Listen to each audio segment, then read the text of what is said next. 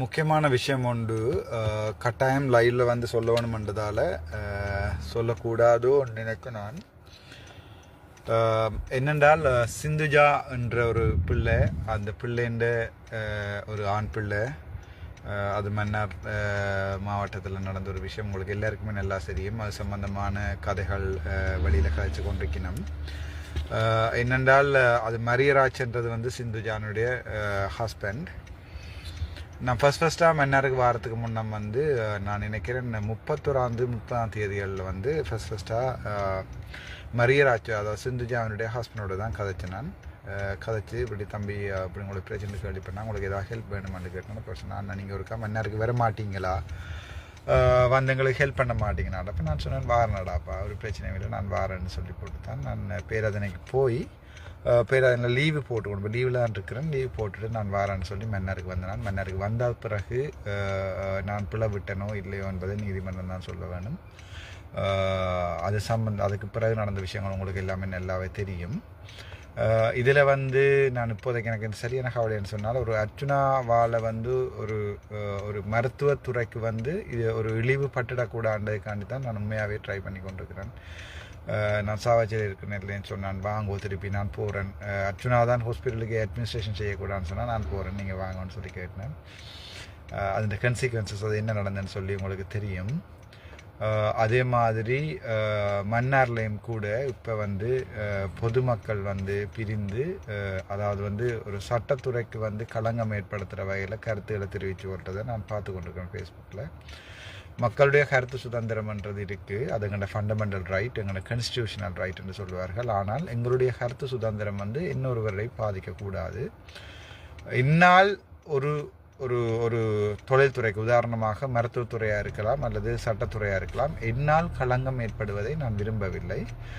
ஆதலால் பொதுமக்கள் பொது ஊடகங்களில் கருத்து தெரிவிக்கும் போது தயவு செய்து ஒரு தொழில் தர்மம் என்று சொல்லுவார்கள்.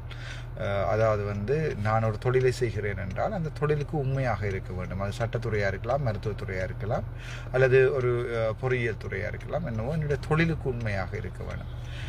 அப்படியான நிலைகளில் ஒரு சட்டவாளர்கள் வந்து எந்த நிலைமையும் எடுக்கலாம். அவருடைய கிளையன்ட்ஸ் என்ன கேட்கிறார்களோ அவர்களை காப்பாற்றுவது, அவர்களுக்காக வாதிடுவது, அவர்களுடைய நியாயத்தை வந்து நீதிமன்றத்தில் சொல்லுவது, ஒரு வைத்தியர் வந்து ஒரு நோயாளியை பார்ப்பது, நோயாளியை வந்து ட்ரீட் பண்ணுவது, அது சம்பந்தம் தொழில் சம்பந்தமான தொழில்முறை சர்மம். அதில் வந்து நாங்கள் பொதுமக்களோடு ஒன்றாக நிற்கணுமென்றது வந்து இப்போ மக்கள் தீர்ப்பு, மகேசன் தீர்ப்பு என்று சொல்வார்கள். அது சம்பந்தமாக ஒவ்வொருவருடைய தனிப்பட்ட கருத்துகளும் இருக்கலாம். உதாரணமாக என்னுடைய பக்கம் என்னை அன்று அதாவது பெயில் எடுக்கும்போது சட்டவாளர்கள் நின்றார்கள், மற்ற பக்கம் நின்றார்கள். அவருடைய தனிப்பட்ட தொழில் சம்பந்தமான உரிமை அவர்களுக்கு. நான் உதாரணத்துக்கு என்னுடைய அரசியலிலே வந்து என்ன முடிவெடுக்கிறேன் என்றது தனிப்பட்ட ரீதியான என்னுடைய முடிவு இருக்கிறது. மக்களுக்காக நான் என்ன முடிவெடுக்கிறேன் என்பது வித்தியாசமாக இருக்கிறது. ஆதலால் சட்டத்தரணிகள் வந்து அவர்களுடைய தொழிலைத்தான் செய்கிறார்கள்.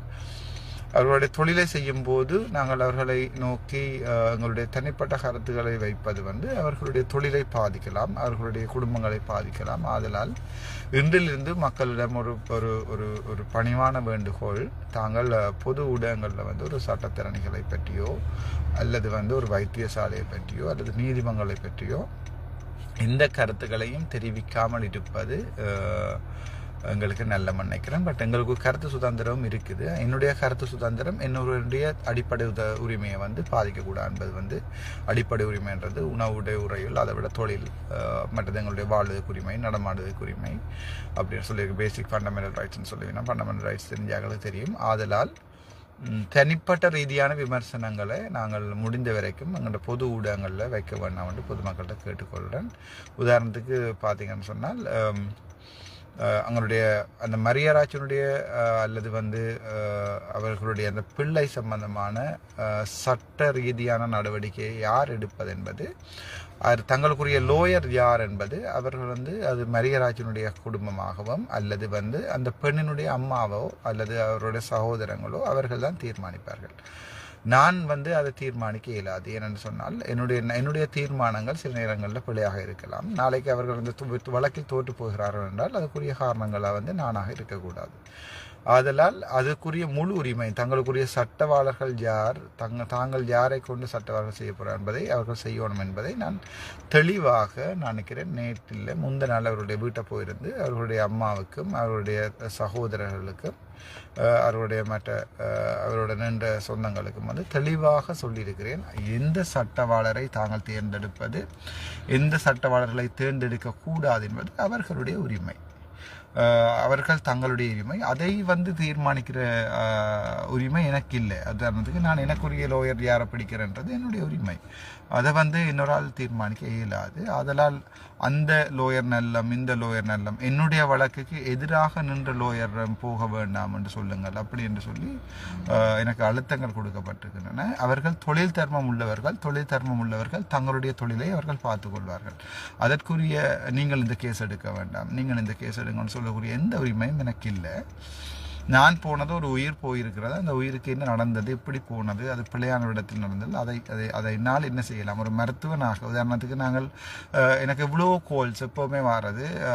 அண்ணா வந்து மன்னர் வேண்டாம் ட்ரிங்கோ ஹாஸ்பிட்டலில் வந்து 3ஆம் வார்டில் அம்மாவை அட்மிட் பண்ணிக்க முந்தி அட்மிட் பண்ணியிருக்கேன்னா எனக்கு ஒரு கேட்டு சொல்லுங்க. அப்போ நான் அங்கே இருக்கிற டாக்டர்ஸிட்டையோ இல்லை டிரெக்ட் லைனுக்கு அடித்து அம்மா நான் இப்படி மெடிக்கல் அட்மினிஸ்ட்ரேஷன் டாக்டரால் கேட்குறேன், நர்ஸ் ஒரு ஆள்கிட்ட இல்லை டாக்டர் ஒரு ஆள்கிட்ட கொடுங்க, அந்த பேஷண்ட்டை டீட்டெயில்டாக பேஷண்ட்டை ஹெல்த் எஜுகேஷன் நடக்கிறதில்ல, பேஷண்ட்டுக்கு என்ன நடக்குது, அவர்களுக்கு என்ன மருந்து ஏற்றப்படுது சொல்கிறதுக்குரிய டாக்டர்ஸுக்கு டைம் இல்லையான்னு சொன்னால் டாக்டர்ஸ் வந்து கொஞ்சம் பேர் தான் ஒர்க் பண்ணோம். ஒவ்வொரு பேஷண்ட்டாக சொல்லி கொண்டு கேளாது. இப்போ ஒரு பேஷண்ட்டுக்கு எடுத்தால் மாமா வந்து ஒருக்கா கேட்பார், இப்போ இந்த மச்சால் வந்து ஒருக்கா கேட்பார், கஷ்டம் அப்படி செய்கிறது.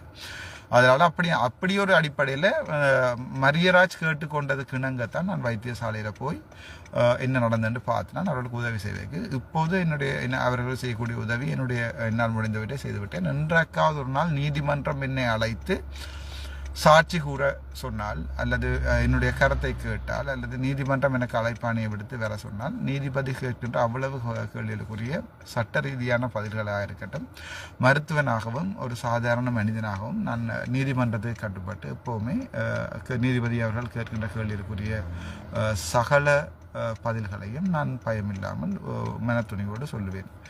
நீதிபதி ஐயா இப்படித்தான் நடந்திருக்க வேண்டும், 12 மணிக்கு 2 மணிக்கு வந்திருந்தால் அவர்கள் கனிவிழா போட்டிருக்க வேண்டும் என்று சம்பந்தமான சகல இதையும் ஒரு சாதாரண வைத்தியன் அடிப்படையில் அல்லது அர்ச்சுனாதான் வரணும் என்று சொல்லி கூடுவோம். அதோட நான் அவருடைய அம்மா அந்த பிள்ளையை வைத்திருக்கிற அம்மாவைக்கும் நான் சொல்லியிருக்கிறேன், உங்களுக்கு என்னால் என்ன உதவி வேணுமென்றாலும் நீங்கள் என்னிடம் தனிப்பட்ட நம்பரை கொடுத்துருக்கேன், அதுக்கு கால் பண்ணி கேளுங்க, நான் வந்து பார்க்குறேன்னு சொல்லி நான் வந்து ஹெல்ப் பண்ணுறேன், என்ன வேணுமென்னா ஹெல்ப் பண்ணுறேன். உங்களுக்கு நான் செய்கிற ஹெல்ப் வந்து சட்டத்துக்கு அடிப்படையாக தான் இருக்கும், சட்டத்துக்கு அமைவானதாக தான் இருக்கும். என்ன வேணும்னு கேட்டுக்கேன். அப்போ அது சம்மந்தமாக வந்து இப்போ மன்னரில் வேறு ஹராஸ்மெண்ட் அப்படி என்று சொல்லி வேறு இஷ்யூஸ் வெளியில் வந்துருக்குது. நான் ஒரு விஷயத்தை கதைச்சி விட்டால் பிறகு அதோட கனெக்டடான இஷ்யூஸ் வந்து கொண்டிருக்குது. அவற்றுக்கும் எனக்கும் எந்த சம்பந்தமும் இல்லை. அது வந்து தனிப்பட்ட ஒவ்வொரு பாதிக்கப்பட்டவர்களுடைய மீ டூ என்று சொல்லி ஏதோ ஒன்று இருக்க நினைக்கிறாங்க. அந்த அப்படி என்னையும் இது பாதித்தது என்று சொல்லி அவர்கள் சொல்லக்கூடிய உரிமை அவர்களுக்கு இருக்கிறது, அதுக்குரிய சட்ட நடவடிக்கை இருக்கிறது. அதை எந்த லோயர் எடுக்கிறார்கள், அதை எனக்கு எதிராக நின்ற லோயர்கள் எடுக்கிறார்களா அல்லது என்னோட சார்பாக எனக்கு மன்னாரிலே எந்த லோயரையும் தெரியாது. அது மடத்தினாக இருக்கலாம், கௌசல்யாவாக இருக்கலாம், அண்டர் புனிதநாயம் சார் அன்றைக்கு தான் ஃபர்ஸ்டாக கண்டிருக்கேன், நான் கேள்விப்பட்டிருக்கேன், பட் அன்றைக்கு தான் ஃபர்ஸ்டாக கண்டிருக்கேன். செலஸ்டின் அண்ணாவை வந்து நான் ஃபர்ஸ்டாக பார்த்ததே ஃபேஸ்புக்கில். எனக்கு தெரிஞ்ச ஒரே ஒரு லோயர் திவாகர் என்று சொல்லி அவன் மட்டும்தான் எங்களுடைய பாஸ்கெட்பால் என்ற ஜூனியர். அதை தவிர எனக்கு ஜெஃப்னால் ஒரு லோயர்ஸே தெரியாது. அதாவது அவர்கள் தங்களுடைய தொழிலை செய்கிறார்கள். இப்போ நான் ஒரு லோயராக இருந்தால் கூட நான் பார்ப்பேன், எனக்கு ஒரு கிளையன் வந்து கேட்டிருக்கார், என்னை காப்பாற்ற சொல்லி பட் விட்டுருக்கார். ஸோ அது வந்து தொழில் தர்மம். அது சம்பந்தமான ஒரு அடிப்படை கருத்துக்களையும் சொல்வதற்கு நாங்கள் அவருடைய தொழிலை பாதிக்கிற மாதிரியோ அல்லது ஆனால் ஒரு விஷயம், மக்களோடு நாங்கள் மக்களாக இருக்கணும்ன்றது முக்கியமான விஷயம்.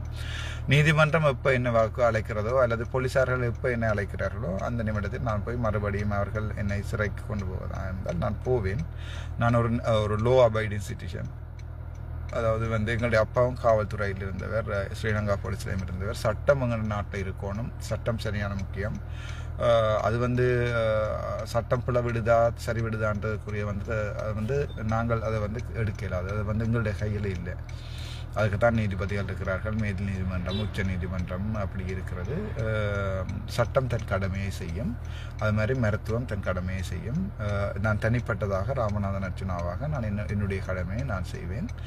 எப்போது என்னை நீதிமன்றம் அழைக்கிறதோ அப்போது நான் நீதிமன்றம் போவேன். என்னை அவர்கள் தண்டனைக்கு உட்படுத்தினால் அந்த தண்டனையை நான் மெனமாற, நான் விட்ட பிள்ளைகள் என்று அவர்கள் சொன்னால் அதற்குரிய தண்டனையை நான் மெனமாற ஏற்றுக்கொண்டு அதுக்குரிய சிறைவாசமோ இன்னமோ நான் போகிறதுக்கு தயாராக இருக்கிறேன். அது தவிர நான் மட்டக்களப்புக்கும் திருவண்ணாமலைக்கும் அடுத்தடுத்த நாட்களில் இப்போ ஒரு இடத்துக்கு ட்ராவல் பண்ணி கொண்டிருக்கேன்.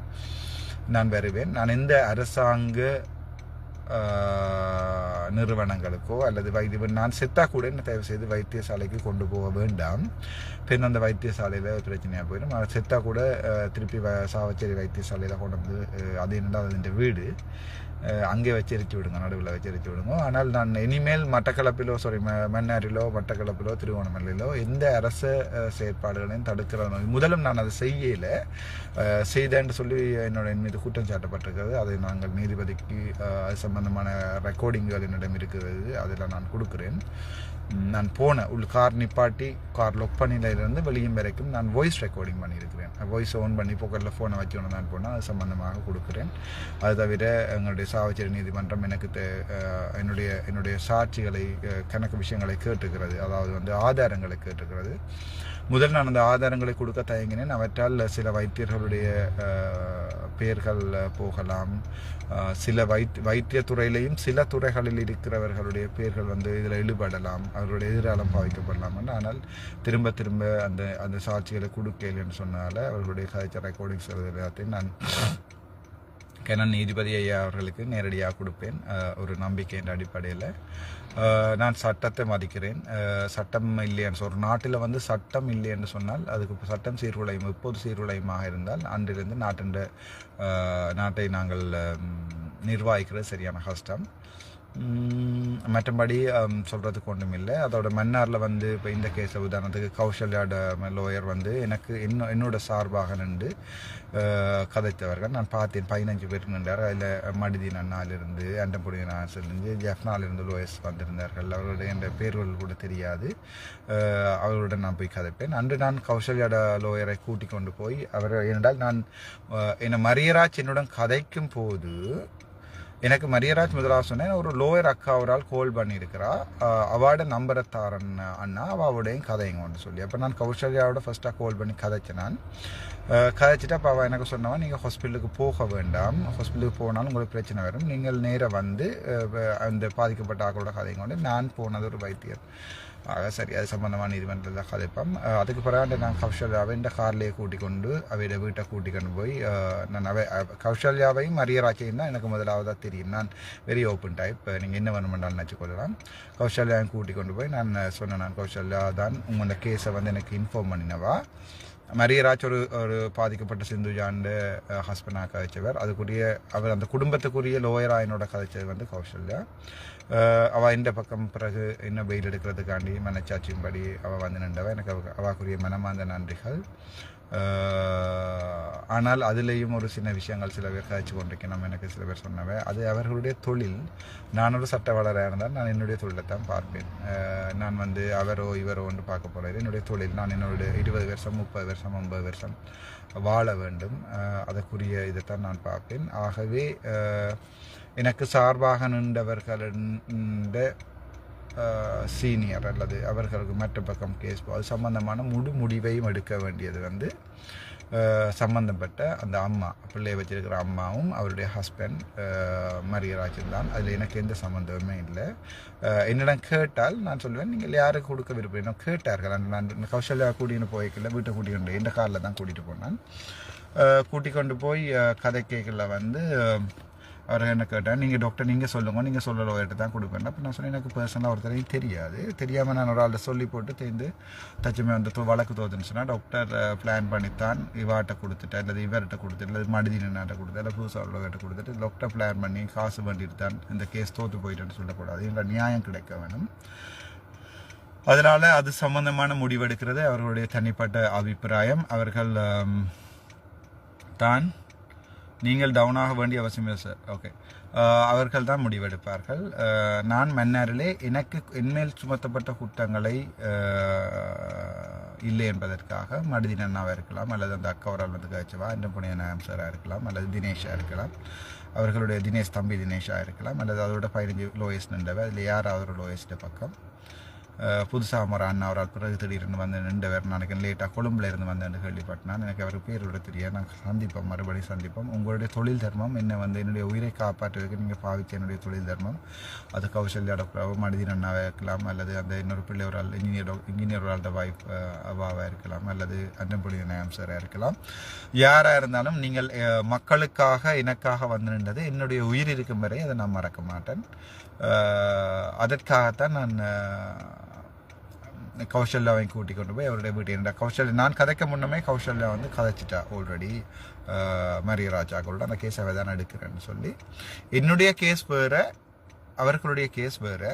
என்னுடைய கேஸுக்கு கௌசல்யா இந்த பக்கம் நின்றது. பட் அந்த கேஸில் வந்து கௌசல்யாவுடைய சீனியரோட தான் நான் நிற்பேன். அந்த அண்ணா துஷித் அண்ணா நினைக்கிறேன். அந்த உங்களோட பேர் சொல்கிறதால் வந்து சட்டங்களால் பாதிக்கப்படுறது தெரியலை. அப்படியான என்ன மன்னிச்சு கொள்ளுங்க, அதுக்குரிய தண்டனையை நான் ஏற்றுக்கொள்கிறேன். தினேஸ்வரன் அண்ணா ஆண்டாலும் நான் ஏதாவது பிழை விட்டுருந்தேன்னா நீங்கள் சொல்லுங்க, எனக்கு அதுக்குரிய தண்டனையை வேண்டி தாங்க நான் ஏற்றுக்கொள்கிறேன். சாதாரண ஒருத்தனுக்கு வந்து அவ்வளோ பேர் கஷ்டப்பட்டு அடித்தாலும் தனியாக நின்று எனக்கு அதை எதிர்கொள்கிற துணிவும் இதுவும் இருக்குது. பார்ப்போம், நாங்கள் தொடர்ந்து பயணிப்போம். Thank you so much. இந்த விஷயத்தில் ஒரு கன்ஃபியூஷன் ஒன்று வரக்கூடாது, மக்கள் வித்தியாசமாக விளங்கக்கூடாதுன்றதுக்கான தான் அவர் டெனிஷன் அண்ணாட பேரையும் துஷித் அண்ணாட பேரையும் நான் சொல்லியிருக்கிறேன். அது சில நேரத்தில் சட்டத்தில் பிள்ளையாக இருக்கலாம். என்னை பொறுத்த வரைக்கும் எனக்கும் அவர் சகோதரங்கள் தான். Thank you so much.